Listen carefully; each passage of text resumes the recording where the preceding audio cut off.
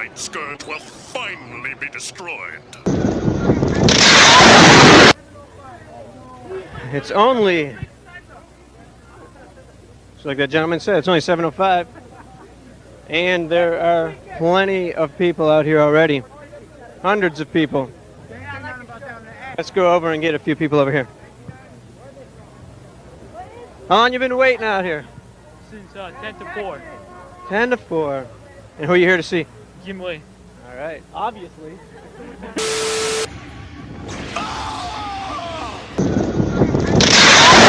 Curious about my life. I never really intended to become a comic book artist.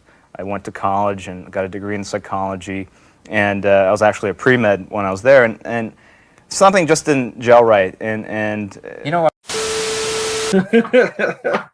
Okay. Always love this cover. Look at the whales too. The texture for the whales is just really cool.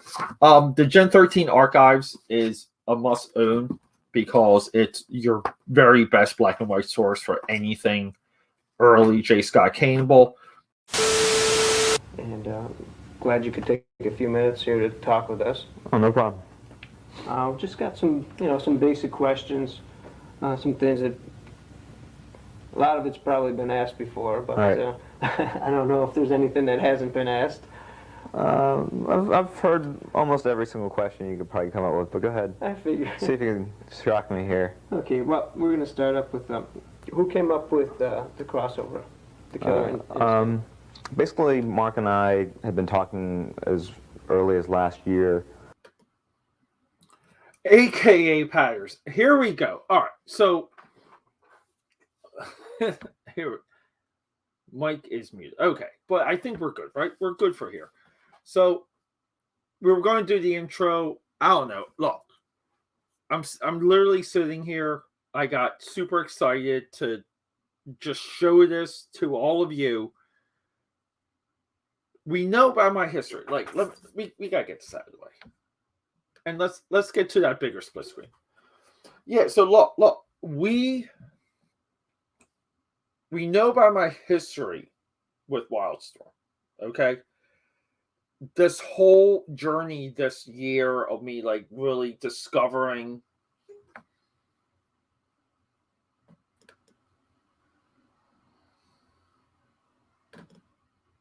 here we go. Yeah, so like this whole journey of like all of this, like I never thought I would ever like commit myself to one company like the way I have with WildStorm. And you start things sometimes and it's almost like you don't know. And this started as a YouTube effort for me to study like a lot of these unknown comics, Chaos Comics, very like Dagger Comics, Eclipse, even though like Eclipse was a little bit bigger, but a lot of these titles that literally fell down the memory hole. And this whole calendar year, and I'm talking to you on the end of 2021. And I literally spent this entire year like documenting a lot of stuff with WildStorm.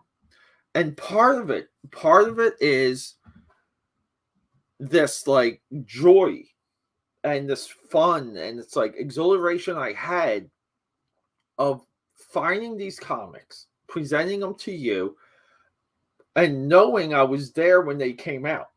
And when they came out, I didn't care. And that's a loaded gun right there. But the whole idea is WildStorm Wednesday is legit about discovering what we don't know, and not taking things for granted. Gen 12, right? We know Gen 13. Gen 13 went into comic book like history. It exploded through the power of Brandon Chow, Jim Lee, the discovery of J. Scott Campbell, Alex Garner, the inker. And Gen 13 was almost like this age, like the birth of the superhero within WildStorm. Now that idea, there was a storyline. That idea got destroyed with Fire from Heaven. And then like everything became the Warren Ellis Stormwatch Volume 2, like the Authority, Planetary, even the Monarchy. They even tried the Establishment. But the idea of the WildStorm universe going from military fiction to superhero antics. This was the retcon, but the seeds for this, it's not really even a retcon. So much of this, even what we see on the cover, Deathblow, Grifter, Lynch, right? Lynch. The seeds for all of this was sown from the very inception of WildStorm. And we have Brandon Chow right here to thank for it. Now, when this came out, I remember just saying to myself, like, let's just kind of crack over. I just remember saying to myself that this was a cool freaking idea. Like this was something that I was interested in as soon as I saw it. And the reason why I never embarked on it, like, it was because as a reader, as a consumer, I thought I was above this. And isn't that funny? Isn't that like somewhat ridiculous to think you're above the work of someone else? And that's the point I was getting at earlier.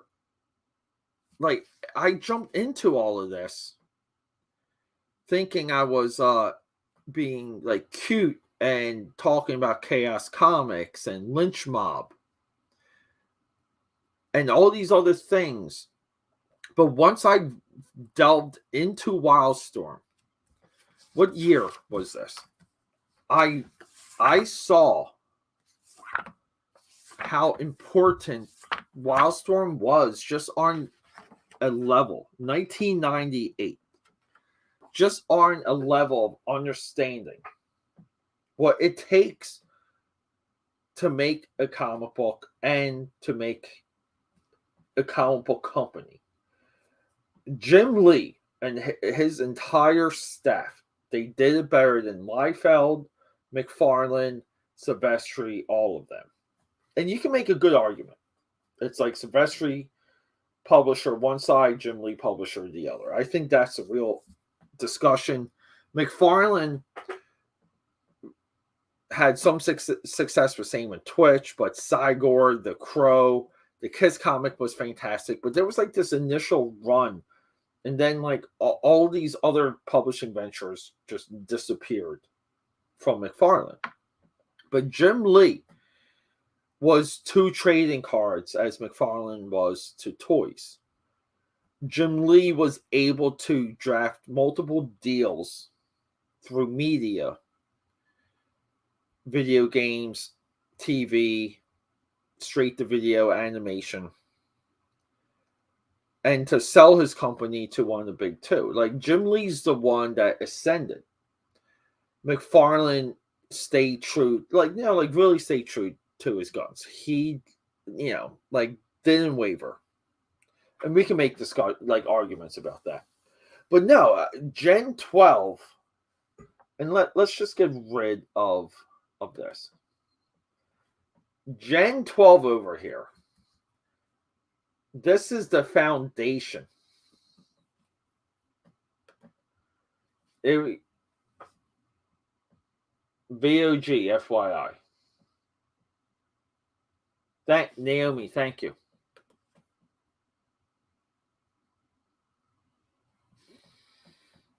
No, but here's the thing.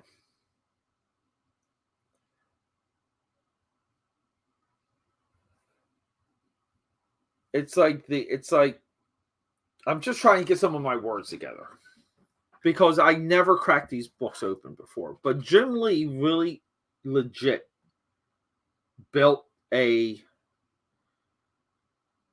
a company and a universe, and then I don't know, like went all in on the gimmick of the Authority, thinking, like the Authority eventually, like almost like would become the Hollywood standard in the way it did, but it wasn't the Authority. It was years later. But I just wanted to kind of go through some of this.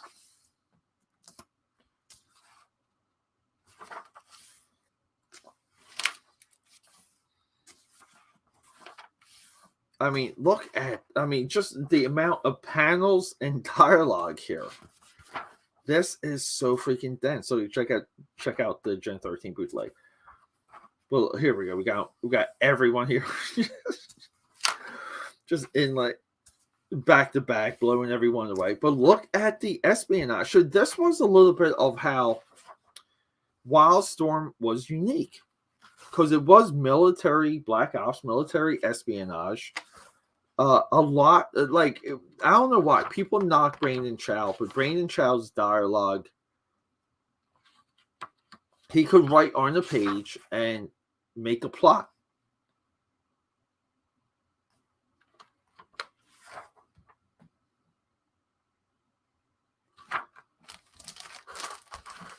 It's just really cool thing. And look at the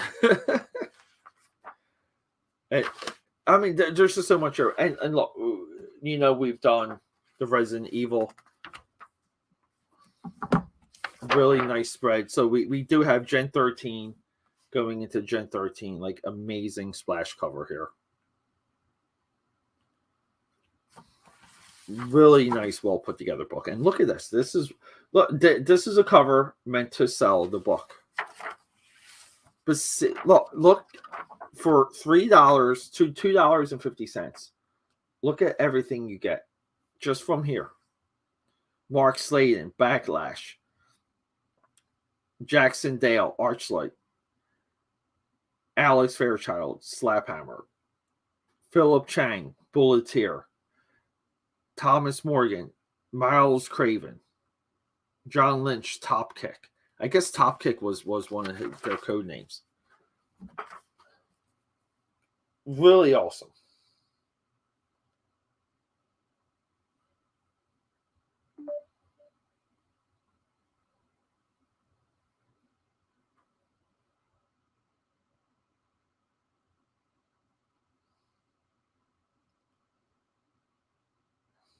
Hello.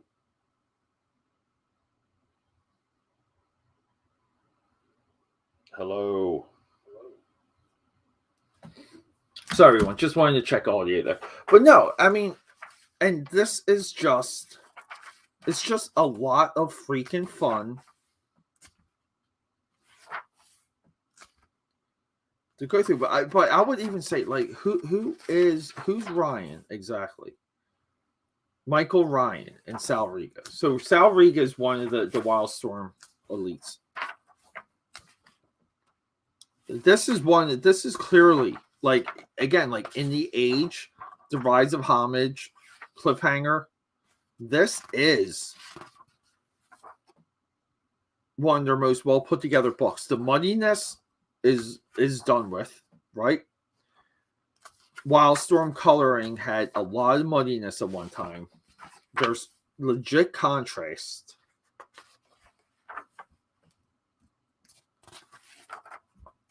Tons of panel. I mean, the paneling is insane here. Nice, well-drawn chopper here. We got good environments. We're rotating the camera. We all have a lot of negative space, not a lot of silhouettes. Not good for the easy-to-follow storytelling. It's not.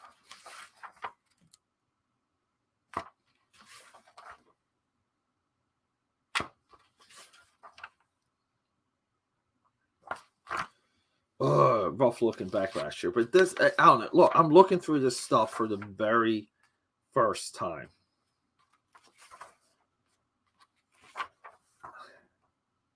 And as I said before, I always regretted not reading this, not knowing about it, not owning it. because this story really is the foundation of the entire WildStorm universe. And WildStorm transitions from military fiction to superhero fiction. The military side of the WildStorm universe, I think, is the absolute most unique. I think it did infect the Ultimate Comics. It went all the way into the MCU with the way that they portray S.H.I.E.L.D., the heightened S.H.I.E.L.D. John Lynch is equal to Nick Fury. The Ultimate Nick Fury, which became the MCU Nick Fury. It's all there. It really is. Got some early days of Grifter and Zealot. Of Cole Cash. Look, see, we got the experiments here. This is Gen 13 here. Super unique, super awesome. I'm sorry, you know. Well worth it. I can't wait to read this. I want to read this and come back and do a video analysis of it. But here we go. The end, question mark 2. Like, perfect.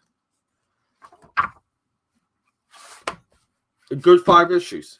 5 issues to build out your entire universe.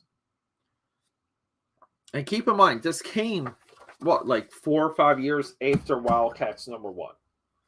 Okay, Gen 13 really was the book that solidified this history, this backstory, the need for it. A lot of people go into Team 7 as being the WildStorm origin book, but it's really Gen 12. People, check it out. I got this for $6. Thank you, Fat Jacks here in Philly. But rock and roll. Until next time. Peace out. I love you.